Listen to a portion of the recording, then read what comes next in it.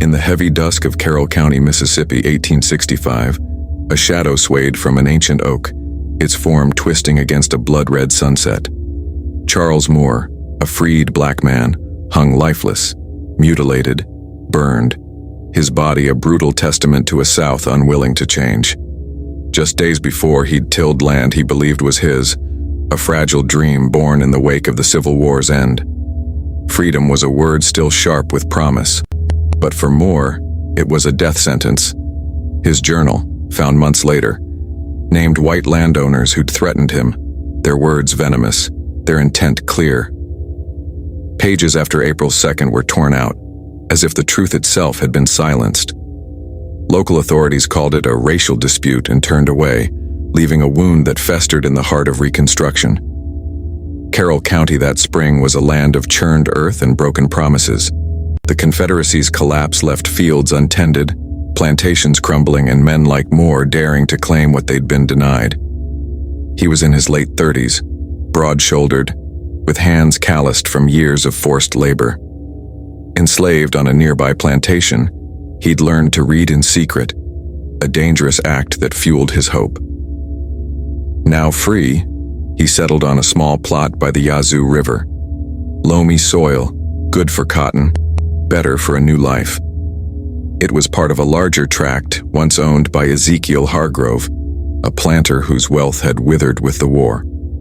Hargrove, a gaunt man in his 50s, lived in a decaying mansion outside Vaden, his influence woven into the county's militia and church. Moore's journal, discovered by a freedwoman named Eliza Turner, mentioned Hargrove by name. March 29th, he came with 2 others, said, "This land ain't for my kind." The words were scrawled in a careful hand, ink smudged with urgency. Moore's hope was rooted in the Freedmen's Bureau, a federal effort to stitch a torn nation together. Rumors of 40 acres and a mule had spread, and Moore believed them, as did thousands of freedmen across the South. His plot, a few acres of promise, was one of many claimed under the Bureau's shaky authority. But to men like Hargrove, this was theft. Land was power, and power was white. Moore's journal recorded 3 more visits by March's end, men on horseback, faces hidden by hoods.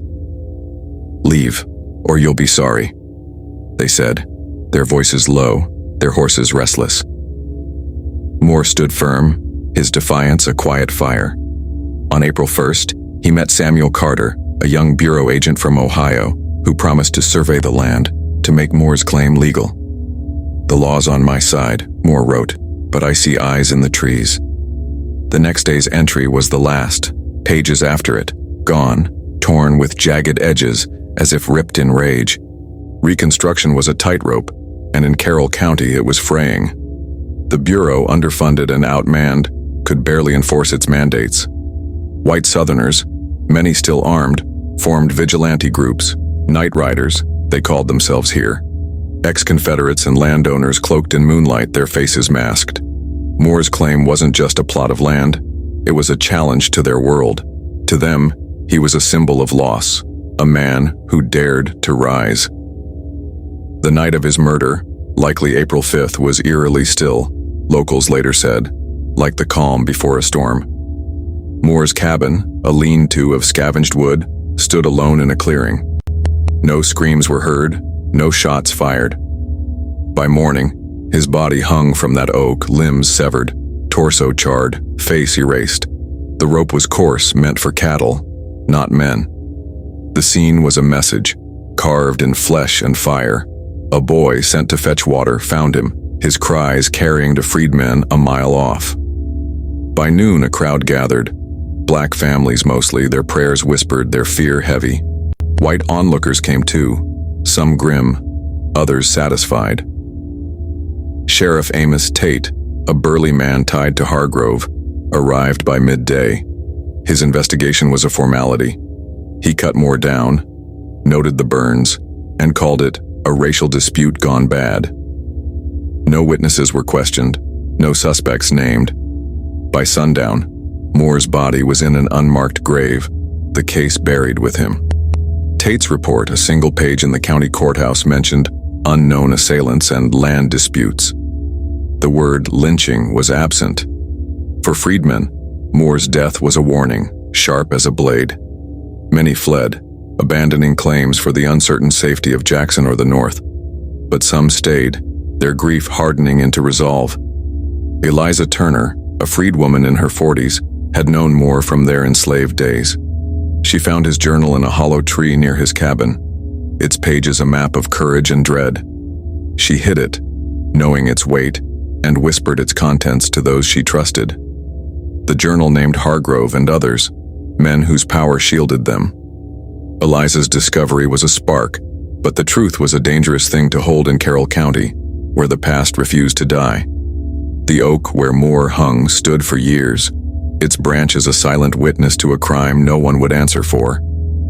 The night riders rode on, their shadows long, their justice swift. Reconstruction staggered forward, but in places like Vaden it was a ghost, haunted by men like Moore, whose dreams were too bold for the world they were born into.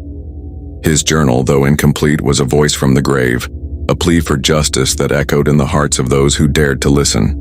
Eliza Turner clutched the journal like a relic, its worn leather cover warm against her palms. She'd found it in a hollowed-out cedar near Charles Moore's burned-out cabin, tucked where only someone searching would look. The pages, yellowed and brittle, held Moore's careful script, his hopes, his fears, and the names of men who'd threatened him. Ezekiel Hargrove's name appeared twice, alongside others: Silas Boone, a local merchant with a stake in Hargrove's land, and Caleb Wade, a former overseer turned night rider.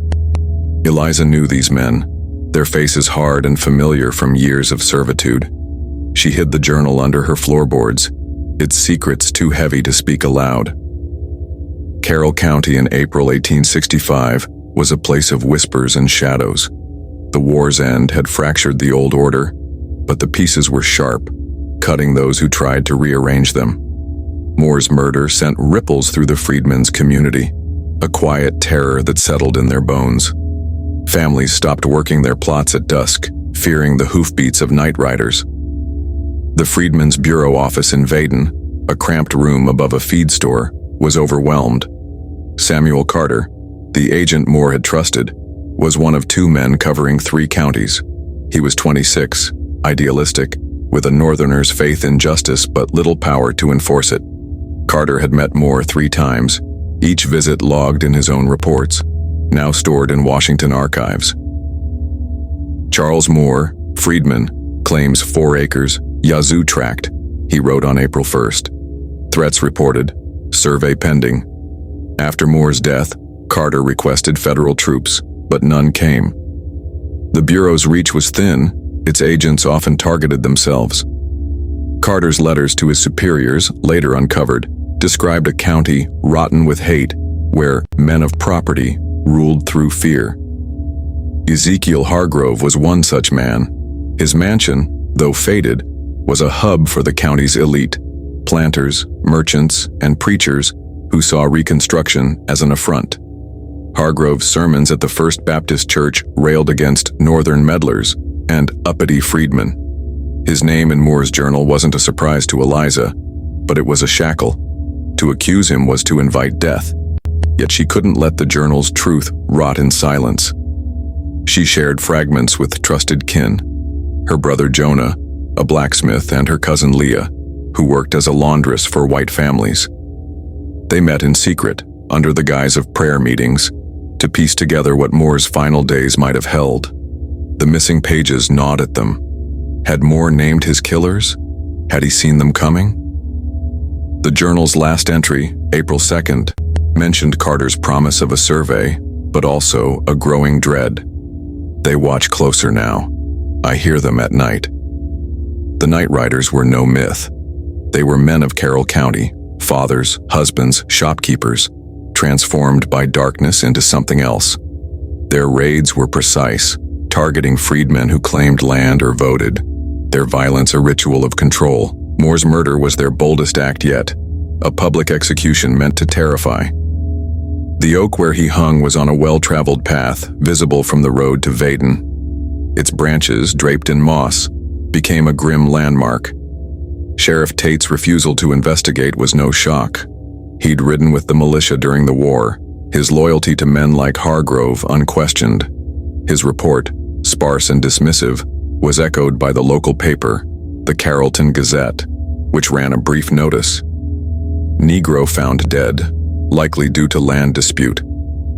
The word murder was absent, as was any mention of the mutilation. Eliza, who'd learned to read alongside Moore in their enslaved youth, saw the omission as a second violence. She began asking questions, careful and veiled through Leah's work in white households. Leah heard whispers of Hargrove's anger, of meetings at his mansion where men planned to keep things right. Silas Boone, the merchant, had been seen buying rope days before Moore's death, though no one dared connect it. Caleb Wade, the overseer, was quieter, his cruelty known from plantation days. Eliza's brother Jonah, whose forge was a gathering place for freedmen, heard rumors of a night rider meeting the night of April 4th near Hargrove's land. No proof tied them to Moore's body, but the pieces fit too well to ignore. The freedmen's community was splintered by fear. Some, like Jonah, wanted to act, confront Tate, demand Carter intervene. Others, like Leah, urged caution, knowing the cost of defiance. Eliza walked a knife's edge, her resolve hardened by Moore's journal but tempered by the weight of survival. She began copying the journal's key passages, hiding them in a tin box buried near her cabin.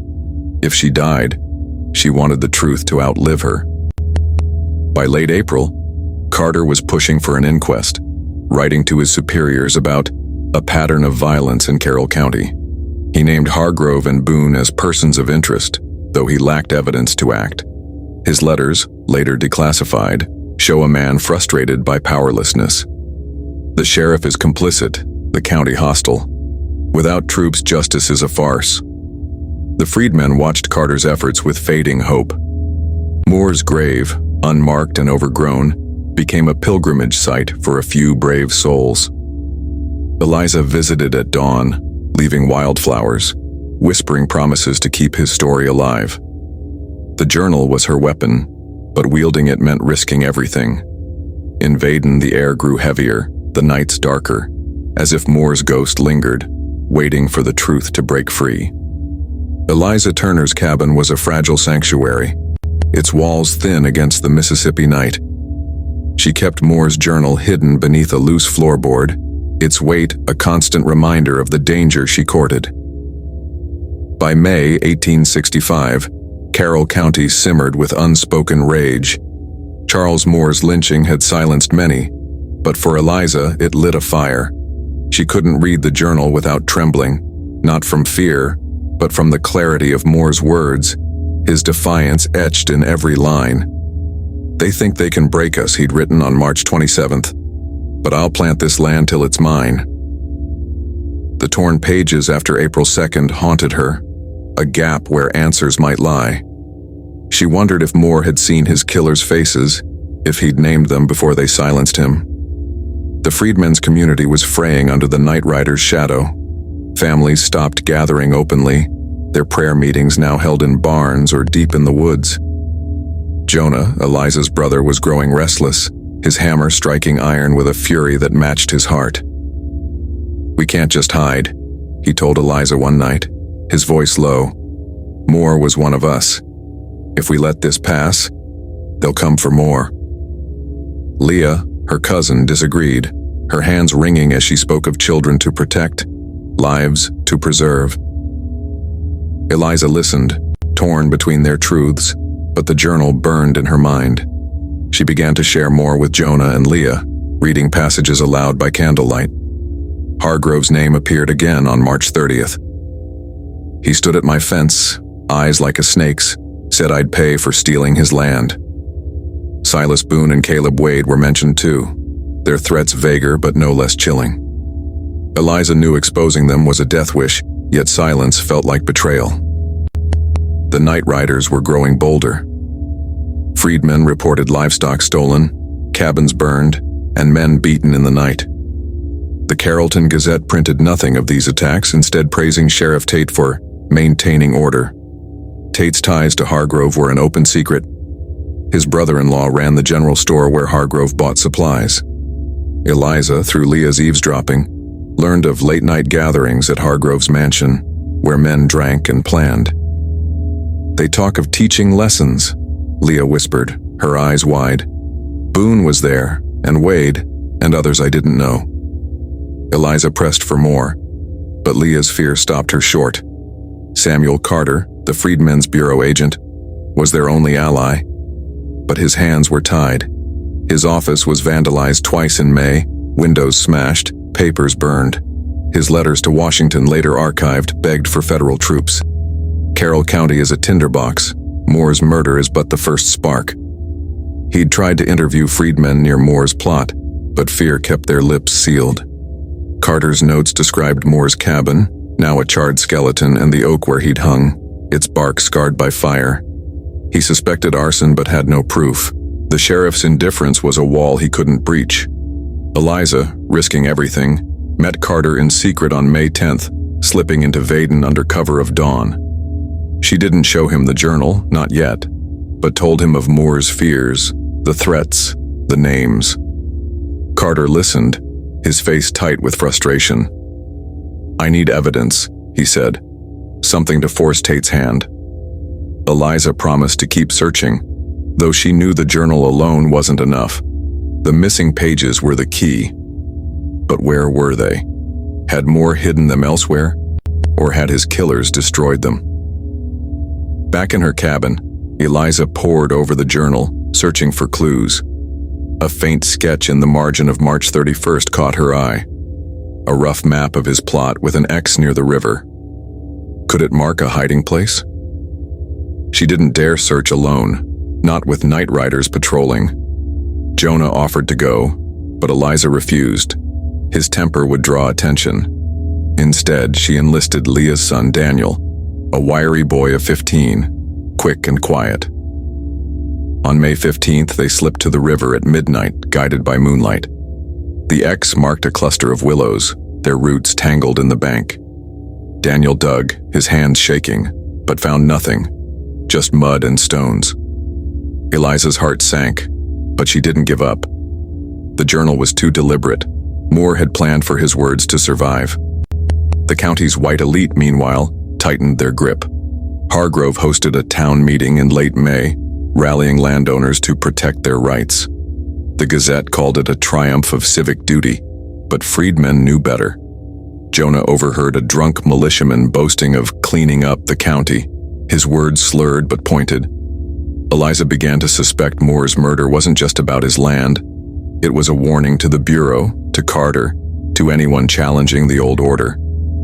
She copied more of the journal, hiding pages with trusted families, a precaution against raids. By June, the heat was oppressive, mirroring the county's mood. Carter's pleas for troops went unanswered. Washington was distracted, Reconstruction faltering. Eliza visited Moore's grave weekly, her prayers mixing with resolve. She began to dream of him, his face clear, his voice urging her to speak. The journal was her guide, but it was incomplete, a story half told. Daniel, still haunted by their failed search, suggested Moore might have hidden the pages with someone else, another freedman perhaps, or even Carter. Eliza doubted Carter. Moore hadn't trusted him fully, his journal hinting at wariness of northern promises. But the idea of another freedman holding the pages gave her hope. She began asking quietly, risking whispers of her mission. The night riders were watching, their shadows closer now, and Eliza knew time was running out. The summer of 1865 cloaked Carroll County in a haze of heat and dread. Eliza Turner's dreams were haunted by Charles Moore's voice, his journal a weight she carried in her soul. Hidden beneath her cabin's floor, its pages held fragments of a truth too dangerous to speak. Ezekiel Hargrove, Silas Boone, and Caleb Wade, the men named in Moore's scrawl, moved through Vaden untouchable, their power rooted in fear. Eliza's secret meetings with Jonah and Leah grew tense, their voices hushed even in the safety of her cabin. The missing pages after April 2nd were a puzzle they couldn't crack. Had Moore entrusted them to someone, burned them in fear, or had his killers torn them out to bury their guilt? Eliza clung to the journal's final intact entry, eyes in the trees. It felt like a warning, not just for Moore, but for her. The night riders' raids had intensified. By June, 2 more freedmen's cabins were burned, their families fleeing north. The Carrollton Gazette blamed vagrants, but Eliza knew better. Leah, working in white households, overheard Boone boasting of keeping the county clean. His store supplied the night riders rope, kerosene, masks, though no one could prove it. Caleb Wade, the former overseer, was seen less often, his absence more chilling than his presence. Rumors placed him leading the riders, his whip traded for a pistol. Hargrove, meanwhile, preached fire from his pulpit, his sermons laced with warnings against thieves of land and order. Eliza's brother Jonah was losing patience. His forge, a hub for freedmen, buzzed with talk of resistance. "We need to fight," he said one night, his fists clenched. "Moore's dead and they're laughing." Eliza urged caution. A blacksmith's hammer was no match for guns and numbers. Leah, ever practical, spoke of survival. "We fight, we die, we wait, we might live." Eliza felt trapped between them, the journal her only weapon. She'd copied every page, hiding scraps with kin across the county, but it wasn't enough. She needed the missing pages or proof to force Samuel Carter's hand. Carter, the Freedmen's Bureau agent, was drowning in his own fight. His office was now guarded by 2 freedmen, armed with old muskets, but it didn't stop the threats. His letters, later archived, described a county ruled by terror. He'd interviewed a dozen freedmen about Moore's death, but fear sealed their lips. One man, a sharecropper named Isaac, hinted at seeing riders near Moore's cabin on April 4th, but refused to name them. Carter pressed Sheriff Tate for an inquest, but Tate laughed him off, claiming, "No evidence, no case." Eliza met Carter again on June 20th, slipping into Vaden at dawn. She revealed more this time, quoting Moore's journal without showing it. "Hargrove threatened him," she said. "Boone and Wade, too." Carter's eyes narrowed. He'd heard their names in whispers but had no proof. "Get me something solid," he urged. "A witness, a document, anything." Eliza nodded, though her heart sank. The journal was solid, but exposing it meant exposing herself. Back at her cabin, she studied Moore's sketch again, the map with the X by the river. Daniel, Leah's son, had found nothing there, but Eliza wondered if they'd looked in the wrong spot. Moore was cautious. He'd hidden the journal in a tree, not his cabin. What if the pages were elsewhere, another tree, a neighbor's care? She began asking trusted freedmen, starting with Isaac, the sharecropper. He was reluctant, his eyes darting, but admitted Moore had visited him days before his death, speaking of keeping things safe. Isaac knew nothing of pages, but recalled Moore carrying a small bundle, wrapped in cloth. Eliza's pulse quickened. Had Moore hidden the pages with someone else? She pressed Isaac, but he begged her to stop, fearing the rider's wrath. The county's mood grew darker. Hargrove's town meetings were now weekly, drawing crowds of angry planters. The Gazette praised them as patriotic, but Jonah overheard militiamen joking about night work. Eliza's searches grew desperate. She and Daniel scoured Moore's plot again, checking every tree, every hollow. They found a burned patch near the cabin, ashes mixed with cloth scraps, but no pages. Eliza began to fear the riders had found them first. Yet Moore's precision, his careful script, his hidden journal, suggested he'd planned for survival. She started visiting freedmen farther out, risking night rider patrols. One, an old woman named Sarah, lived near the county line. Sarah had known Moore's mother and spoke of him with tears. "He came by early April," she said, "left something with me." Eliza's heart leaped, but Sarah's next words crushed her. It was just seeds for planting. No pages, no proof. Still, Sarah's story hinted at Moore's foresight. He'd spread his possessions as if expecting the worst. By July, Carter was losing hope. His latest letter to Washington, dated July 3rd, read, "Moore's case is cold. The county protects its own. Eliza refused to let it die. She began to suspect Moore had given the pages to someone outside the county, perhaps a freedman passing through to Jackson. She sent Jonah to ask in nearby towns, a dangerous task. The night riders were watching closer now, their hoofbeats a nightly drum. Eliza's dreams grew vivid. Moore's voice, the oak's shadow, a hand tearing pages. She woke each dawn with a vow she'd find the truth, or die trying. The journal, incomplete but heavy, was her guide, and Carroll County's silence was her enemy. July's heat pressed Carroll County into a restless simmer, the air thick with cicadas and fear. Eliza Turner's nights were sleepless, her mind tangled in Charles Moore's journal. Its pages, hidden beneath her cabin's floor, were a map of courage and dread, but the missing entries after April 2nd were a void she couldn't fill. Each night she traced Moore's words, his careful script naming Ezekiel Hargrove, Silas Boone, and Caleb Wade. Their threats, recorded in ink, were a rope around her heart. Exposing them could end her life, yet letting their crime fade felt like burying Moore twice. The freedmen's community was a whisper of its former self. Night rider raids had driven more families away, their plots abandoned, their cabins ash. Jonah, Eliza's brother, hammered iron with a fury that scared her, his talk of fighting growing louder. "We're letting them win," he said, his voice sharp in their secret meetings. Leah, her cousin, clung to caution, her eyes haunted by the children she'd sworn to protect. Eliza stood between them, the journal her only clarity. She'd copied its pages, hiding them with kin across the county, but proof of Moore's killers remained elusive. The night rider's shadow grew longer. By mid-July, another freedman, Jacob Wells, was found beaten near his plot, his warning clear: "Stay in your place." The Carrollton Gazette ignored it, printing instead a glowing piece on Hargrove's latest sermon, urging unity against outsiders. Eliza, through Leah's work in white households, heard of Boone's late-night deliveries, kerosene, rope, sacks, loaded onto wagons headed for Hargrove's land. Caleb Wade was a ghost now, seen only in flashes, his name whispered as the rider's leader. Sheriff Tate, unmoved, patrolled Vaden with a smirk, his badge a shield for the guilty.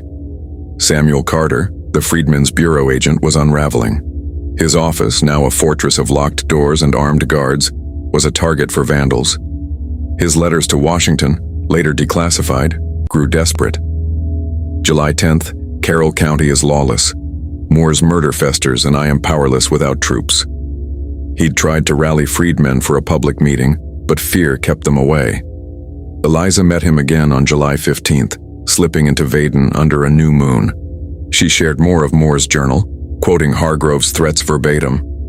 Carter's face hardened. "I need the journal itself," he said. "Names aren't enough without it." Eliza hesitated. Handing it over meant losing control, risking its destruction. She promised to consider it, but her trust in Carter was thin. Moore's wariness of northern promises echoed in her mind. Back at her cabin, Eliza pored over the journal's sketch again, the X by the river. She and Daniel had found nothing there, but Moore's cunning suggested another hiding place. She began to think of his final days, piecing together fragments from Friedman's stories. Isaac, the sharecropper, had mentioned Moore's bundle, wrapped in cloth. Sarah, the old woman, spoke of seeds. Eliza wondered if Moore had used the seeds as a ruse, hiding pages within the bundle. She sent Daniel to Sarah's again, asking him to search her land. He returned empty-handed, but Sarah's memory was sharper this time. Charles said he'd left something with a preacher in Greenwood. Greenwood, a town 20 miles away, was a faint hope. Eliza couldn't travel.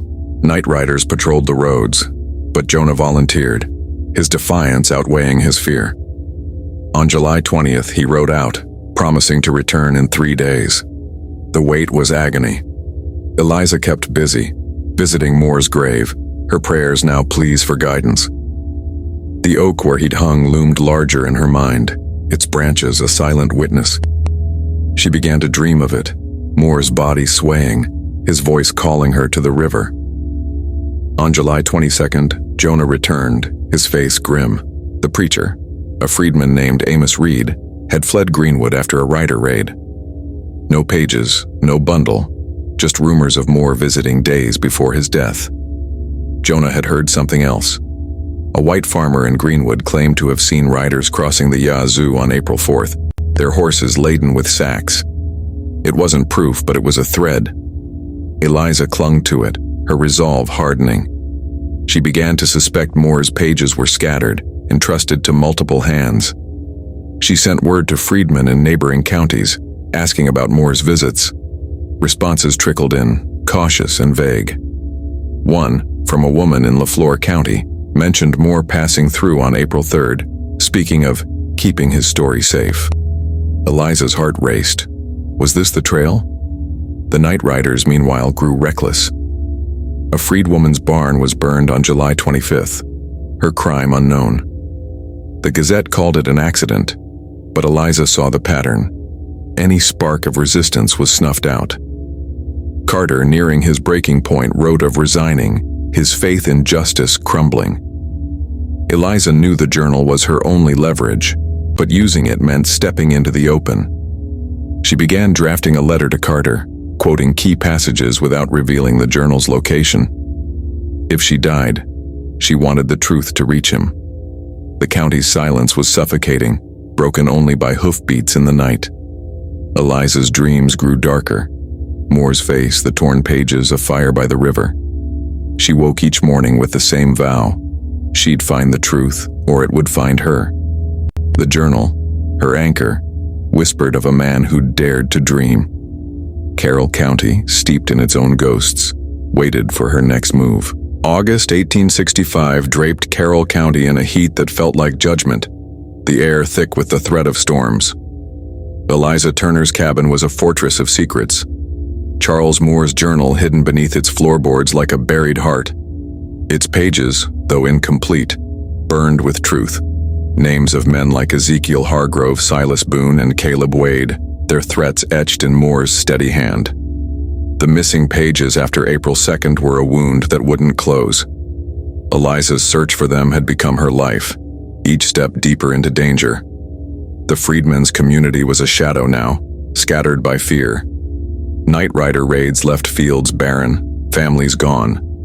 Jonah, Eliza's brother, was a fuse ready to spark, his forge a place of whispered rebellion. Union with no result. The Carrollton Gazette printed lies praising Sheriff Tate's order while ignoring the violence. Eliza, through Leah's ears in white households, heard of Hargrove's growing influence, his mansion a hub for men plotting to restore the South. Boone's store supplied their tools, rope, kerosene, masks, while Wade, the riders' shadow leader, moved unseen, his name a curse among freedmen. Samuel Carter, the Freedmen's Bureau agent, was a man broken by futility. His office, now a barricaded shell, received no aid from Washington. His letters, later archived, spoke of despair. August 5th, Moore's case is a ghost. The county shields its killers. He'd pushed for witnesses, but fear silenced them. Eliza met him on August 10th, slipping into Vaden at dawn, her heart heavy with the journal's weight. She quoted Moore's words, Hargrove's threats, Boone's presence, Wade's menace, but held the journal back, fearing its loss. I need it in hand, Carter pressed, his voice tired. Without it, I'm shouting into the wind. Eliza promised to think on it, but trust was a fragile thing. Moore's wariness of northern promises lingered in her mind, a caution she couldn't shake. Back home, she studied the journal's sketch again, the X by the Yazoo River. She and Daniel had found nothing there, but Moore's cunning suggested another hiding place.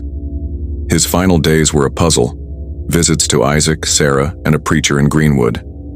The preacher, Amos Reed, had fled after a raid, leaving no trace of pages. But Jonah's trip to Greenwood had uncovered a farmer's tale, riders crossing the Yazoo on April 4th, sacks heavy on their horses. It wasn't proof, but it pointed to the night before Moore's death. Eliza began to believe Moore had scattered his pages, a safeguard against destruction. She sent word to freedmen in LaFleur and Holmes counties, seeking any sign of Moore's movements. A response from LaFleur mentioned him passing through on April 3rd, speaking of keeping his story safe. Eliza's hope flared. Had he entrusted the pages to a traveler? She urged Jonah to keep searching, though the roads were watched by riders. The night rider's grip tightened. On August 12th, a freedman's crop was torched, his family driven out. The Gazette called it carelessness, but Eliza saw the truth. Resistance was a death sentence. Hargrove's sermons grew fiercer, railing against land thieves and bureau meddlers. Leah overheard Boone joking about night lessons, his store's ledger showing bulk purchases of rope and oil. Wade, rarely seen, was said to lead the riders, his cruelty honed from plantation days. Eliza's dreams were relentless. Moore's voice, the oak's shadow, pages burning by the river. She woke with a vow to find them. On August 15th, she revisited Moore's plot with Daniel, searching for new clues. They found a hollow stump near the cabin, missed before, containing a tin wrapped in oilcloth. Her heart raced as she opened it, only to find a single page, dated April 3rd. Hargrove came again, Wade with him. They know Carter's coming. I hide this for safety. No more pages, but the note confirmed the danger. Eliza copied it, hiding the original with her kin. Carter's resolve was crumbling. His August 17th letter read, I am a stranger here, my efforts mocked. Moore's killers walk free. Eliza drafted another letter to him, quoting the new page without revealing its source. She sent it through Jonah, who risked the roads to deliver it. The county was a powder keg, the night riders its spark. Eliza began to suspect Moore's pages were with a freedman who'd left for Jackson, carrying his truth beyond Carroll's reach. She sent Daniel to inquire, a dangerous task for a boy of 15. The oak where Moore hung stood silent, its scars a reminder of justice denied. Eliza's prayers at his grave were fierce now, her resolve iron. The journal was her sword, but wielding it meant facing the rider's wrath. She began to plan a bolder move, getting the journal to Jackson, to a bureau office with more power. It was a risk that could end her, but Moore's voice in her dreams demanded it. The county's silence was a weight, broken only by the rider's hoofbeats. Eliza's search for the pages was a race against time, each day a step closer to truth or death. The journal, her anchor, whispered of a man whose dream outlived him, a spark in a land of shadows. Carroll County, steeped in its own ghosts, held its breath as Eliza pressed on, her heart set on justice. September 1865 brought a restless edge to Carroll County, the air heavy with the threat of autumn storms. Eliza Turner's cabin was a vault for Charles Moore's journal, its pages a litany of courage and fear, hidden beneath her floorboards like a buried oath. The single page found in the hollow stump, dated April 3rd, naming Ezekiel Hargrove and Caleb Wade, had sharpened her resolve, but deepened her dread. The missing pages after that date were a torment, a gap where Moore's final truth might lie. Had he entrusted them to a freedman bound for Jackson, or had the night riders burned them to ash? Eliza's nights were sleepless, Moore's voice in her dreams urging her to act. The freedmen's community was a ghost town now, its spirit crushed by fear. Night rider raids had left fields fallow, cabins charred. Jonah, Eliza's brother, was a storm of his own, his forge ringing with defiance. We can't wait forever, he told her, his voice raw. Moore's blood demands we move. Leah, her cousin, clung to survival, her fear for her children a chain. Eliza, caught between them, saw the journal as her only path. She'd copied every word, hiding scraps with trusted kin. But the truth needed more than whispers. It needed a voice. The night riders were relentless. On September 5th, a freedman's barn was torched, his family fleeing by dawn. The Carrollton Gazette called it an unfortunate fire, but Eliza knew the rider's mark, kerosene and malice. Hargrove's sermons at First Baptist grew venomous, railing against thieves and agitators. Leah, washing linens in white homes, heard Boone boast of keeping order, his store's ledgers thick with sales of rope and oil. Caleb Wade, a shadow among the riders, was said to lead their midnight runs, his cruelty a legend from plantation days. Sheriff Tate, his badge a mockery, patrolled Vaden with a grin, his loyalty to Hargrove ironclad. Samuel Carter, the Freedmen's Bureau agent, was a man at his breaking point. His office, now a fortress of bolted doors, was defaced weekly. Paint, stones, threats. His letters to Washington, later unearthed, were bleak. September 10th, Moore's case is a wound that won't heal. The county laughs at justice. He'd begged for troops, for witnesses, but Carroll County's silence was a wall. Eliza met him on September 12th, slipping into Vaden under a sliver of moon. She shared the April 3rd page's words, Hargrove and Wade's final threat, Moore's fear of Carter's visit, but kept the journal hidden. "I need the document," Carter said, his voice thin with exhaustion. "Without it, I'm fighting ghosts." Eliza nodded, but Moore's distrust of northern promises held her back. She promised to search further, though her hope was fraying. Back at her cabin, Eliza pored over the journal's sketch, the X by the Yazoo River, and the new page's cryptic note.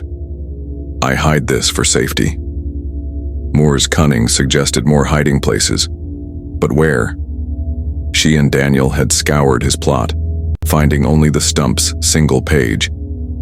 Eliza began to believe Moore had sent the pages with a traveler, perhaps a freedman headed to Jackson, where the Bureau's reach was stronger. She'd sent Daniel to ask in LaFleur and Holmes counties, and on September 15th, he returned with a lead. A freedwoman in Jackson named Ruth had known Moore and spoken of a bundle he'd left before his death. Eliza's pulse quickened. Ruth was a laundress, like Leah, and had moved to Jackson in April, fearing the riders. Eliza couldn't travel, the roads were watched, but Jonah, reckless with purpose, offered to go. On September 17th, he rode out, his horse swift, his heart heavy. The weight was a knife in Eliza's gut. She visited Moore's grave, her prayers fierce, the oak's shadow a constant weight. The night riders struck again on September 20th, burning a freedman's crop, leaving only ash and a warning. "Stay down." The Gazette spun it as carelessness, but Eliza saw the pattern. Defiance was death. Hargrove's town meetings were now a ritual, drawing planters and militiamen hungry for control. Leah overheard Boone planning a big lesson soon, his voice cold. Wade was a phantom, his name whispered in fear. Eliza's dreams grew sharper, Moore's face the river's edge, pages floating on water. She woke with a vow to find them. Jonah returned on September 22nd, his face lined with dust and defeat. Ruth in Jackson had received a bundle from Moore, cloth-wrapped heavy, but it held only letters to his sister, no pages. Yet Ruth recalled Moore's words, "If I fall, the truth goes north." Eliza clung to this, believing the pages were in Jackson, hidden with someone Moore trusted. She began drafting a plan to reach the city, a dangerous gamble. Carter's latest letter, dated September 25th, spoke of quitting. "I am a stranger in a hostile land. Moore's killers mock me." Eliza sent him another note quoting the April 3rd page, urging him to wait. The county was a tinderbox, the riders its flame. Eliza's search for the pages was a race against death, each step a defiance of Carroll County's silence. The journal, her guide, whispered of a man whose dream refused to die. Moore's grave, unmarked and wild, was her altar, and the oak's scars, her witness. Eliza pressed on, her heart set on justice, knowing the cost could be her life. October 1865 cast Carroll County in a gray light, the air sharp with the bite of early fall. Eliza Turner's cabin was a shrine to Charles Moore's journal, its pages a testament to a man who dared to claim freedom. Hidden beneath her floor, the journal named Ezekiel Hargrove, Silas Boone, and Caleb Wade, their threats a rope tightening around her resolve. The single page from the hollow stump, April 3rd, hinting at their final visit, only deepened the mystery of the missing pages. Were they with a freedman in Jackson as Eliza hoped, or burned to ash by the night riders? Her dreams were relentless. Moore's voice, the oak's grim silhouette, pages sinking in the Yazoo River. The freedmen's community was nearly gone, its spirit broken by fire and fear. Night rider raids had left only ghosts, cabins reduced to charcoal. Jonah, Eliza's brother, was a furnace of rage, his forge a place of whispered plots. "We're letting Moore's blood dry," he said, his voice a blade. Leah, her cousin, begged for caution, her fear for her children a weight. Eliza, torn between them, saw the journal as her only weapon. She'd copied its words, hiding them with kin, but the truth needed more. It needed to be heard. The night riders were a plague. On October 3rd, a freedman's livestock was slaughtered, a warning carved in blood. The Carrollton Gazette called it vandalism, but Eliza knew the rider's hand: kerosene, knives, hate. Hargrove's sermons at First Baptist were now war cries, damning land thieves and northern dogs. Leah, washing linens in white homes, heard Boone plan a reckoning at Hargrove's mansion, his store supplying the riders' tools. Caleb Wade, their shadowed leader, was a name spoken in dread. His cruelty, a plantation echo. Sheriff Tate, his badge a lie, strutted Vaden, his loyalty to Hargrove a chain. Samuel Carter, the Freedmen's Bureau agent, was a shell of hope. His office, locked tight, was defaced nightly. Paint, rocks, curses. His letters to Washington, later found, were grim. October 7th, Moore's murder is a scar. The county buries justice. He'd sought witnesses, but fear sealed lips. Eliza met him on October 10th, slipping into Vaden at dawn, quoting the April 3rd page, Hargrove and Wade's threat, Moore's fear. "I need the journal," Carter said, his voice worn. "Without it, I'm chasing shadows." Eliza held back, Moore's distrust of northern promises a warning in her blood. She promised to keep searching, though her hope was thin. At her cabin, she studied the journal's sketch, the X by the river, and the Stumps page. Moore's cunning suggested more hiding places, but where? She'd scoured his plot, questioned freedmen like Isaac and Sarah. Ruth in Jackson had received only letters, but her words, "The truth goes north," stuck with Eliza. She began to believe the pages were in Jackson, with a freedman Moore trusted. Jonah's last trip had failed, but Eliza planned another. On October 12th, she sent Daniel, her cousin's son, to Jackson, his youth a shield against suspicion. The journey was perilous. Riders patrolled the roads. Eliza waited, her prayers at Moore's grave fierce, the oak's scars a silent judge. The night riders struck again on October 15th, burning a freedwoman's crop, her family gone by dawn. The Gazette spun it as negligence, but Eliza saw the truth. Defiance was death. Hargrove's town meetings were now a drumbeat, rallying planters and militiamen. Leah overheard Boone and Wade planning a final lesson, their voices cold. Tate ignored it all, his smirk a taunt. Eliza's dreams grew vivid, Moore's face the river's edge, pages in flames. She woke, vowing to find them. On October 18th, Daniel returned, his eyes wide. He'd found Ruth's cousin, a freedman named Thomas, who'd known Moore. Thomas had received a bundle on April 4th, cloth-wrapped heavy, but opened it to find only a Bible, its pages unmarked. Yet he recalled Moore's words, "If I'm gone, look to the city." Eliza's heart raced. The pages were in Jackson, she was sure. She began planning to go herself, a desperate move. Carter's latest letter, dated October 20th, spoke of defeat. "I am a stranger, my fight mocked. Moore's killers walk free." Eliza sent him another note, quoting the Stumps page, urging patience. The county was a trap, the riders its jaws. Eliza's search was a race against death, each step a defiance of silence. The journal, her anchor, whispered of Moore's dream, a spark in a land of shadows. His grave, wild and unmarked, was her altar, the oak her witness. Eliza pressed on, her heart set on justice, knowing the cost could be her life. She began to gather supplies, plotting a route to Jackson, her resolve iron. The night rider's hoofbeats were a nightly drum, but Eliza's vow was louder. Moore's truth, scattered or burned, was her mission, and Carroll County's ghosts watched as she prepared to break their silence. November 1865 cloaked Carroll County in a chill that matched its heart. Eliza Turner's cabin was a vault for Charles Moore's journal, its pages a cry from a man who dared to claim his freedom. Hidden beneath her floor, the journal named Ezekiel Hargrove, Silas Boone, and Caleb Wade, their threats a noose around Eliza's hope. The single page from the hollow stump, April 3rd, marking their final warning, only deepened the wound of the missing pages. Had Moore sent them to Jackson, or had the night riders burned them to silence his truth? Eliza's dreams were relentless. Moore's voice, the oak's dark sway, pages dissolving in the Yazoo River. The freedmen's community was a memory, its spirit crushed by fire and flight. Night rider raids left only ash, families scattered.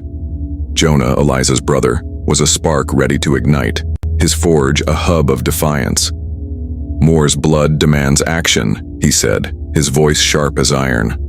Leah, her cousin, clung to survival, her fear for her children a chain. Eliza, torn between them, saw the journal as her blade. She'd copied its words, hiding them with kin. But the truth needed more. It needed to be shouted. The night riders were a scourge. On November 4th, a freedman's cabin was torched, his family gone by dawn. The Carrollton Gazette called it carelessness, but Eliza knew the writer's mark: kerosene, hate, precision. Hargrove's sermons at First Baptist were venom, cursing thieves and meddlers. Leah, washing linens in white homes, heard Boone plan a cleansing at Hargrove's mansion, his store stocked with rope and oil. Caleb Wade, the rider's shadow, was a name whispered in terror, his cruelty a plantation ghost. Sheriff Tate, his badge a farce, strutted Vaden, his loyalty to Hargrove a shackle. Samuel Carter, the Freedmen's Bureau agent, was a husk of hope. His office, bolted tight, was defaced nightly. Paint, stones, threats. His letters to Washington, later found, were grim. November 7th, Moore's murder is a scar. The county buries justice. He'd sought witnesses, but fear sealed lips. Eliza met him on November 10th, slipping into Vaden at dawn, quoting the April 3rd page, Hargrove and Wade's threat, Moore's dread. "I need the journal," Carter said, his voice thin. "Without it, I'm fighting air." Eliza held back, Moore's distrust of northern promises a weight in her chest. She promised to keep searching, though hope was a thread. At her cabin, she studied the journal's sketch, the X by the river, and the stump's page. Moore's cunning hinted at hidden places, but where? She'd scoured his plot, questioned Isaac, Sarah, Ruth, and Thomas. Thomas in Jackson had received a Bible, no pages, but recalled Moore's words. Look to the city. Eliza was certain the pages were in Jackson, with a freedman Moore trusted. Daniel's trip had failed, but Eliza was ready to go herself. On November 12th, she prepared, gathering food and a shawl, plotting a route through back roads to avoid the riders. The journey was a death wish. Riders patrolled the night. Eliza waited, her prayers at Moore's grave fierce, the oak's scars a silent judge. The night riders struck again on November 15th, burning a freed woman's crop. Her family vanished by dawn. The Gazette spun it as negligence, but Eliza saw the truth. Defiance was death. Hargrove's town meetings were a war drum, rallying planters and militiamen. Leah overheard Boone and Wade planning a final reckoning, their voices ice. Tate ignored it, his smirk a taunt. Eliza's dreams grew sharper. Moore's face, the river's edge, pages in flames. She woke vowing to find them. On November 18th, she set out for Jackson, her heart pounding, the journal hidden in her skirt. The road was quiet, but eyes seemed to watch from the trees. In Jackson, she found Thomas again, who pointed her to a freedman named Ezekiel, a carpenter who'd known Moore. Ezekiel admitted Moore had left a bundle on April 4th, cloth-wrapped, heavy, but it held only a letter to his sister, no pages. Yet he recalled Moore's words, "The truth lives where the bureau is strong." Eliza's hope flared. Jackson's bureau office was her target. She reached it on November 20th, finding a new agent, James Holt, less worn than Carter. She quoted the journal, keeping it hidden, and Holt listened, his eyes sharp. "Bring me the pages," he said. "We can act." Eliza promised to try, though the journal's weight was her burden. The county was a trap, the riders its jaws. Eliza's search was a race against death, each step a defiance of silence. The journal, her anchor, whispered of Moore's dream, a spark in a land of shadows. His grave, wild and unmarked, was her altar, the oak her witness. Eliza returned to Carroll County on November 22nd, her heart set on justice, knowing the cost could be her life. The night rider's hoofbeats were a drum, but her vow was louder. Moore's truth, scattered or burned, was her mission, and Carroll County's ghosts watched as she planned her next move. December 1865 wrapped Carroll County in a cold fog, the land as unyielding as its secrets. Eliza Turner's cabin was a stronghold for Charles Moore's journal, its pages a cry from a man whose freedom was cut short. Hidden beneath her floor, it named Ezekiel Hargrove, Silas Boone, and Caleb Wade, their threats a noose around Eliza's resolve.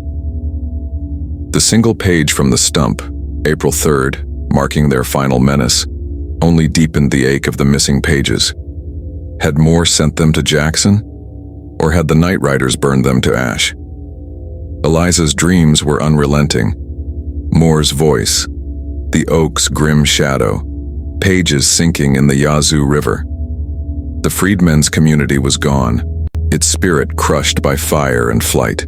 Night rider raids left only scars, families vanished. Jonah, Eliza's brother, was a flame ready to burst, his forge a den of rebellion. "Moore's blood cries for us," he said, his voice a hammer. Leah, her cousin, clung to survival, her fear for her children a shackle. Eliza, torn between them, saw the journal as her sword. She'd copied its words, hiding them with kin, but the truth needed more. It needed to be free. The night riders were a blight. On December 3rd, a freedman's field was burned, his family gone by dawn. The Carrollton Gazette called it carelessness, but Eliza knew the writer's hand: kerosene, hate, precision. Hargrove's sermons at First Baptist were poison, cursing thieves and intruders. Leah, washing linens in white homes, heard Boone plan a last lesson at Hargrove's mansion, his store stocked with rope and oil. Caleb Wade, the writer's ghost, was a name spoken in dread, his cruelty a plantation echo. Sheriff Tate, his badge a mockery, strutted Vaden, his loyalty to Hargrove iron. Samuel Carter, the Freedmen's Bureau agent, was broken. His office, locked tight, was defaced nightly. Paint, stones, curses. His letters to Washington, later found, were bleak. December 5th, Moore's murder is a wound. The county kills justice. He'd sought witnesses, but fear sealed lips. Eliza's trip to Jackson had yielded hope, but no pages. She'd met James Holt, a new bureau agent, quoting the journal without showing it. "I need the pages," Holt said, his voice firm. "With them, we can move." Eliza promised to search, though Moore's distrust of northern promises lingered. Back in her cabin, she studied the journal's sketch, the X by the river, and the stumps page. Moore's cunning hinted at hidden places, but her searches with Daniel, Isaac, Sarah, Ruth, and Thomas had failed. Thomas's words in Jackson, "The truth lives where the bureau is strong," kept her hope alive. She believed the pages were in Jackson, with a freedman Moore trusted. On December 10th, she sent Jonah back to Jackson, his courage outweighing the danger. The roads were watched, the riders' eyes everywhere. Eliza waited, her prayers at Moore's grave fierce, The oak scars a silent judge. The night riders struck again on December 12th, torching a freedwoman's barn, her family gone by dawn. The Gazette spun it as negligence, but Eliza saw the truth. Defiance was death. Hargrove's town meetings were a war cry, rallying planters and militiamen. Leah overheard Boone and Wade planning a final cleansing, their voices cold. Tate ignored it, his smirk a taunt. Eliza's dreams grew vivid. Moore's face the river's edge, pages in flames. She woke, vowing to find them. On December 15th, Jonah returned, his face worn. He'd found a freedman, Caleb, in Jackson, who'd known Moore. Caleb had received a bundle on April 4th, cloth-wrapped, heavy, but it held only a knife, no pages. Yet he recalled Moore's words, "The truth is safe where the oak can't see." Eliza's heart raced. The pages were hidden, but where? She began to suspect a church in Jackson, a freedman's sanctuary Moore might have trusted. On December 18th, she set out again, the journal sewn into her skirt, her resolve iron. In Jackson, she found the church, its pastor wary but kind. He admitted Moore had visited, leaving nothing but a prayer. No pages. Eliza's hope wavered, but she pressed on, questioning freedmen in the city.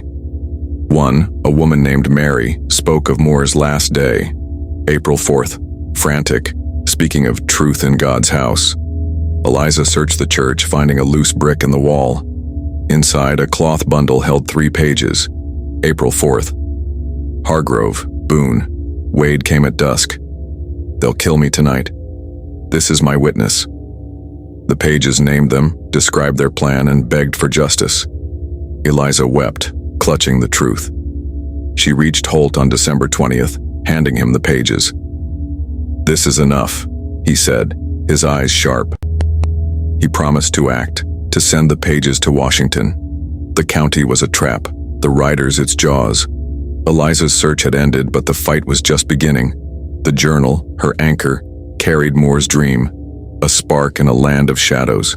His grave, wild and unmarked, was her altar, the oak her witness.